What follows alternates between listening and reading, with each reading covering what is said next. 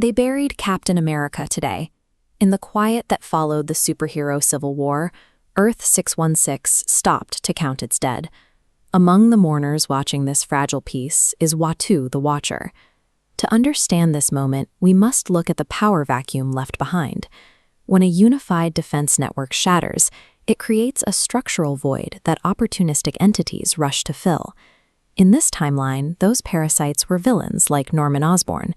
He recognized the post-war instability and legally seized control of national security, sliding directly into the cracks of the fractured system. As Uatu examines his vast multiversal archives, a terrifying question emerges. What if the conflict had ended differently? The Watcher's records show that the resolution we know is just one of many. In many other parallel universes, different endings to the Civil War resulted in far more absolute forms of global tyranny. Look at Earth 2108. Here, Steve Rogers refused to surrender, but he took the Avengers underground, launching a prolonged resistance that turned the superhero community into a permanent insurgency. This state of constant war allowed government bureaucrats like Henry Gyrick to bypass democratic oversight. He weaponized the existing Stark Sentinel infrastructure, turning it directly against the American populace to maintain order. We see the opposite failure on Earth 10208. In this timeline, Iron Man loses the conflict early after a robotic Thor clone malfunctions and kills the hero Goliath. With Stark defeated and the registration efforts halted, global security was left entirely vulnerable. This allowed for the covert infiltration of the government by the Red Skull and shape-shifting space phantoms. These branches demonstrate a recurring rule. When the mechanisms of global defense are compromised, the resulting instability is co-opted by those waiting in the shadows. But there is a third path.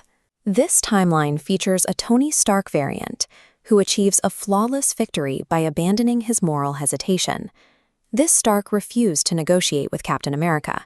He deployed a weaponized Iron Legion to hunt down and imprison every dissenting hero, crushing the resistance before it could even organize. Following his victory, Stark released Extremis 3.0, weaponizing the app to create global biological addiction. He managed this digital monopoly through Ironsight, a surveillance network blanketing the globe. To eliminate crime, Stark traded away every civil liberty, viewing citizens merely as subjects.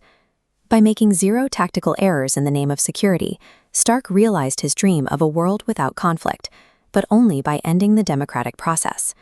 Even as a dictator, Stark discovered that his technological surveillance state was completely useless against reality-bending cosmic threats.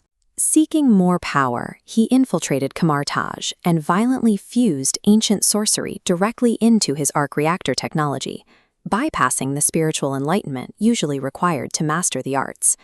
This fusion triggered his final break from humanity. He renamed his conquered Earth Latveria and discarded the Stark legacy to become Dr. Doom. His ultimate endgame is the construction of a multiversal incursion loom. Doom intends to capture high-power anchor beings and use their energy to forcefully stitch dying realities into a single patchwork planet under his control. Uatu's lesson at the grave is about the cost of absolute security. Tony Stark's hubris proves that when the desire to protect the world removes individual liberty, survival becomes indistinguishable from imprisonment.